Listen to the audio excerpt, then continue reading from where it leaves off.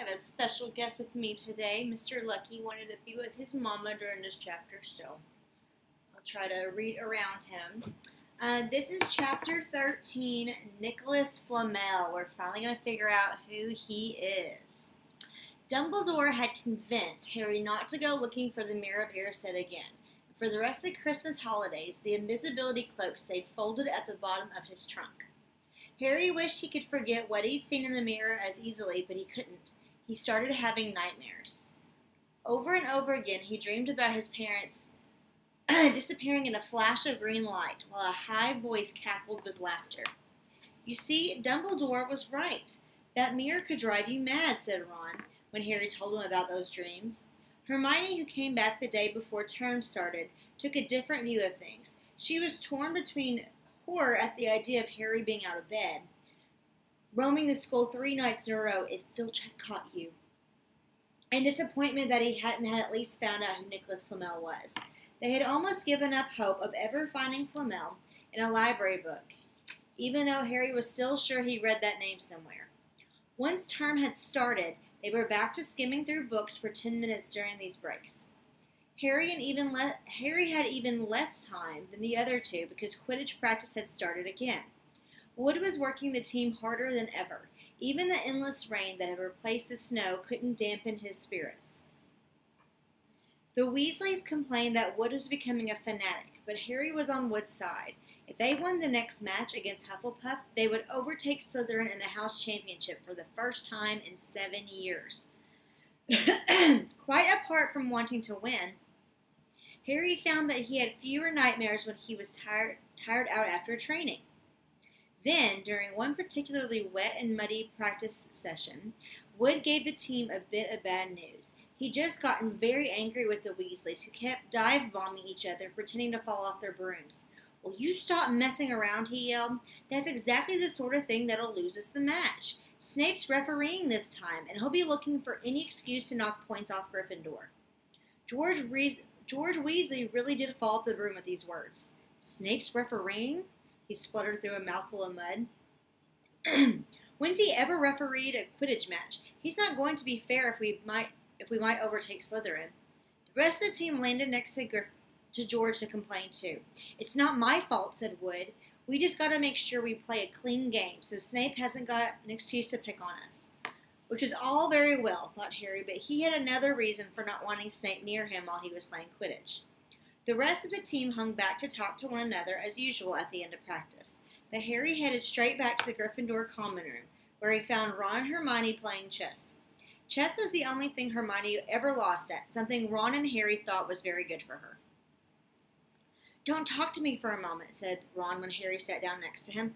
"I need a constant—" He caught sight of Harry's face. "What's the matter with you? You look terrible." Speaking quietly so that no one else could hear, Harry told the other two about Snape's sudden, sinister desire to be a Quidditch referee. "Don't play," said Hermione at once. "Say you're ill," said Ron. "Pretend you break your leg," Hermione suggested. "Really break your leg," said Ron. "I can't," said Harry. There isn't a reserve seeker. If I back out, Gryffindor can't play at all." At that moment, Neville toppled into the common room. How he had managed to climb through the portrait hole was anyone's guess, because his legs had been stuck together with what they recognized at once as the leg locker curse. He must have had to bunny hop all the way up to Gryffindor Tower. Everyone fell over laughing except for Hermione, who leaped up to perform the counter curse. Neville's legs sprang apart and he got to his feet trembling. Before I keep reading, you gotta see Lucky right now. He's reading too. He wants to read the story. Excuse me, lad. No, I won't move now.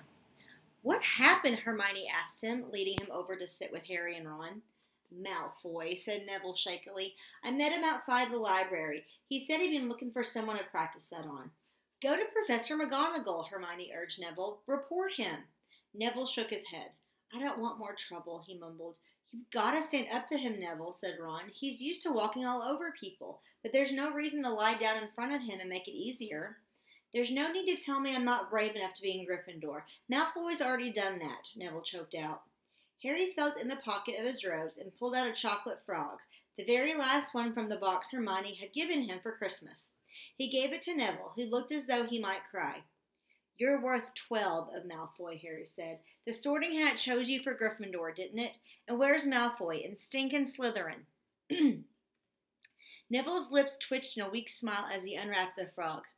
Thanks, Harry. I think I'll go to bed. Do you want the card? You collect them, don't you? As Neville walked away, Harry looked at the famous wizard card. Dumbledore again, he said. He was the first one I ever... He gasped. He stared at the back of the card. Then he looked up at Ron and Hermione. I found him, he whispered. I found Flamel. I told you I've read that name somewhere before. I read it on the train coming here. Listen to this.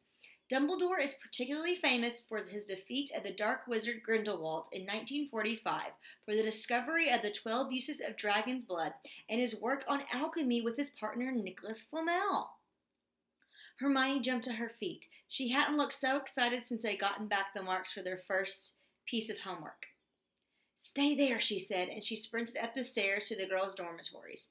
Harry and Ron barely had time to exchange mystified looks before she was dashing back, an enormous old book in her arms.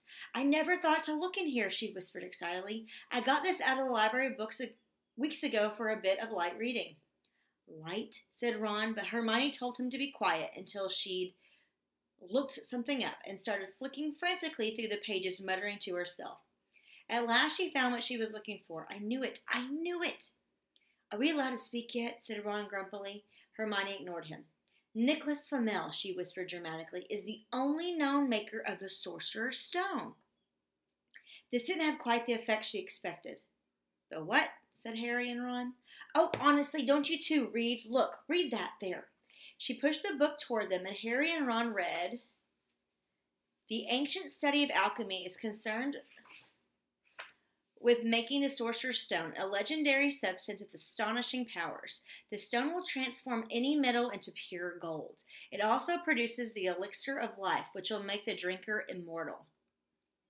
There have been many reports of the Sorcerer's Stone over the centuries, but the only stone currently in existence belongs to Mr. Nicholas Flamel, the noted alchemist and opera lover. Mr. Flamel, who celebrated his 665th birthday last year, enjoys a quiet life in Devon with his wife, Perenelle, who is 658. See, said Hermione when Harry and Ron had finished, the dog must be guarding Flamel's Sorcerer's Stone. I bet he asked Dumbledore to keep it safe for him because they're friends and he knew someone was after it, and that's why he wanted the stone moved out of Gringotts. A stone that makes gold and stops you from ever dying, said Harry. No wonder Snape's after it. Anyone would want it. And no wonder we couldn't find Flamel in the study of recent developments in wizardry, said Ron. He's not exactly recent if he's 665, is he? The next morning, in defense against the dark arts, while copying down different ways of treating werewolf bites, Harry and Ron were still discussing what they'd do with the Sorcerer's Stone if they had one. It wasn't until Ron said he'd buy his own Quidditch team that Harry remembered about Snape in the coming match. I'm going to play, he told Ron and Hermione. If I don't, all the Slytherins will think I'm just too scared to face Snape. I'll show them. It'll really wipe the smiles off their faces if we win. Just as long as we're not wiping you off the field, said Hermione. As the match drew nearer, however, Harry became more and more nervous, whatever he told Ron and Hermione. The rest of the team wasn't too calm either. The idea of overtaking Slytherin in the house championship was wonderful. No one had done it for 7 years, but would they be allowed to with such a biased referee? Harry didn't know whether he was imagining it or not, but he seemed to keep running into Snape wherever he went. At times he even wondered whether Snape was following him, trying to catch him on his own. Potions lessons were turning into a sort of weekly torture. Snape was so horrible to Harry. Could Snape possibly know they found out about the Sorcerer's Stone? Harry didn't see how he could, yet he sometimes had the horrible feeling that Snape could read minds. Harry knew when they wished him good luck outside the locker rooms the next afternoon that Ron and Hermione were wondering whether they'd see him alive again. This wasn't what you'd call comforting. Harry hardly heard a word of Wood's pep talk as he pulled on his Quidditch robes and picked up his Nimbus 2000. Ron and Hermione, meanwhile, had found a place in the stands next to Neville, who couldn't understand why they looked so grim and worried, or why they had been why they had brought their wands to the match. Little did Harry know that Ron and Hermione had been secretly practicing the leg locker curse. They'd gotten the idea from Malfoy, using it on Neville, and were ready to use it on Snape if he showed any sign of wanting to hurt Harry.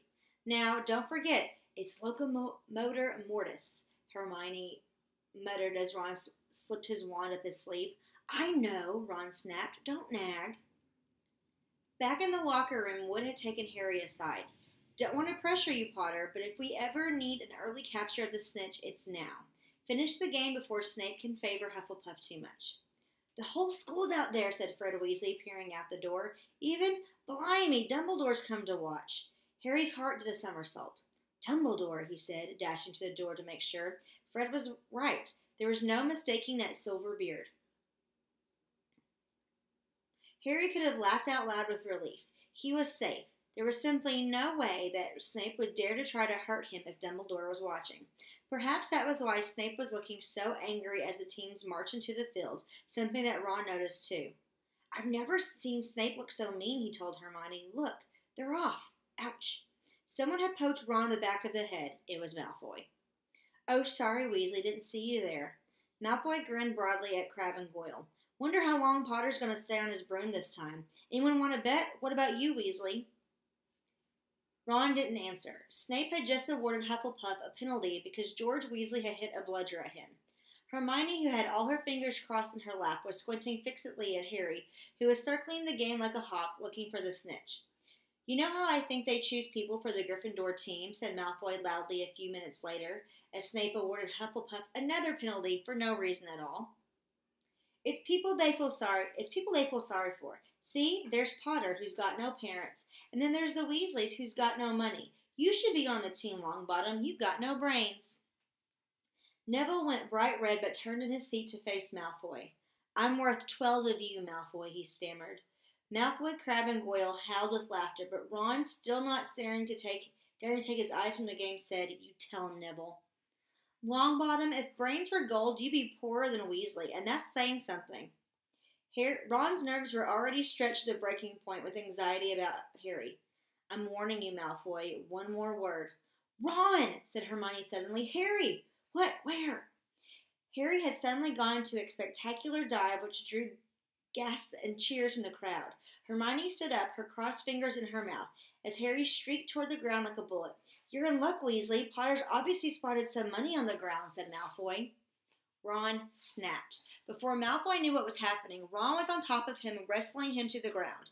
Neville hesitated, then clambered over the back of his seat to help.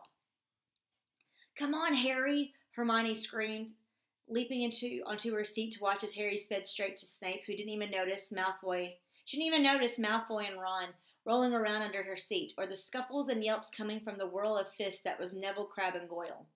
Up in the air, Snape turned on his broomstick just in time to see something scarlet shoot past him, missing him by inches.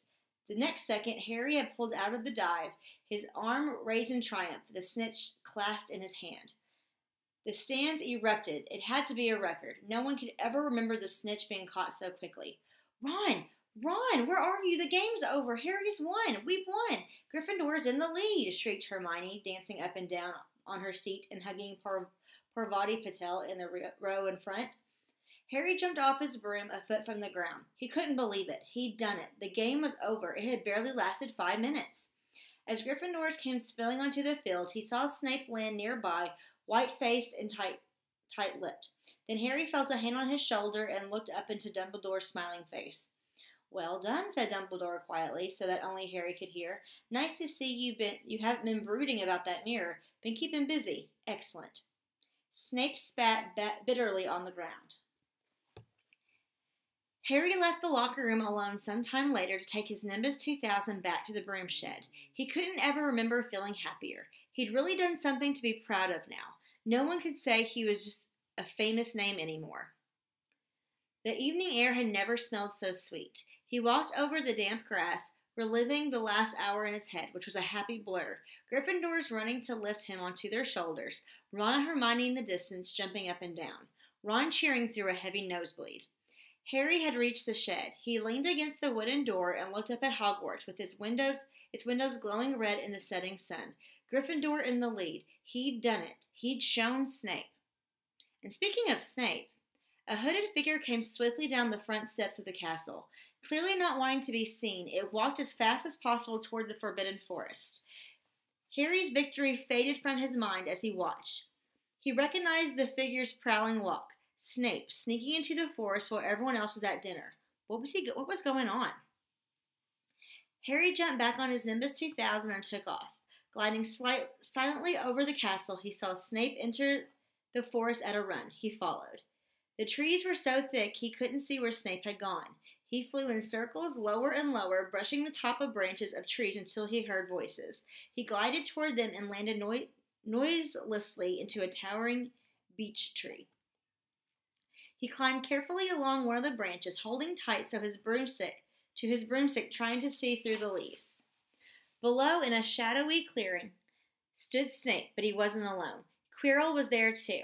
Harry couldn't make out the look on his face, but he was stuttering worse than ever. Harry strained to catch what they were saying. Don't know why you wanted to meet here of all places, Severus. Oh, I think we keep this private, said Snape, his voice icy. Students aren't supposed to know about the Sorcerer's Stone, after all. Harry leaned forward. Quirrell was mumbling something. Snape interrupted him. Have you found out how to get past the Beast of Hagrid's yet? But Severus, You don't want me as your enemy, Quirrell, said Snape, taking a step toward him. I don't know what you mean. You know perfectly well what I mean. An owl hooted loudly, and Harry nearly fell out of the tree. He steadied himself in time to hear Snape say, Your little bit of hocus pocus. I'm waiting. But I don't... Very well, Snape cut in. We'll have another little chat soon when you've had time to think things over and decide where your loyalties lie. He threw his cloak over his head and strode out of the clearing. It was dark now, but Harry could see Quirrell standing quite still as though he was petrified. Harry, where have you been? Hermione squeaked. We won! You won! We won! Shouted Ron, thumping Harry on the back. And I gave Malfoy a black eye, and Neville tried to take on Crabbe and Goyle single-handed. He's still out cold, but Madame Pomfrey says he'll be all right. Talk about showing Slytherin. Everyone's waiting for you in the common room. We're having a party. Fred and George stole some cakes and stuff from the kitchens. Never mind that now, said Harry breathlessly. Let's find an empty room. You wait till you hear this. He made sure Peeves wasn't inside before shutting the door behind him. Then he told them what he'd seen and heard. So we were right. It is the Sorcerer's Stone, and Snape's trying to force Quirrell to help him get it. He asked if he knew how to get past Fluffy, and he said something about Quirrell's hocus pocus. I reckon there are other things guarding the stone, apart from Fluffy, loads of enchantments probably, and Quirrell would have done some anti-dark art spell that Snape needs to break through. So you mean the stone's only safe as long as Quirrell stands up to Snape? Said Hermione in alarm. It'll be gone by next Tuesday, said Ron.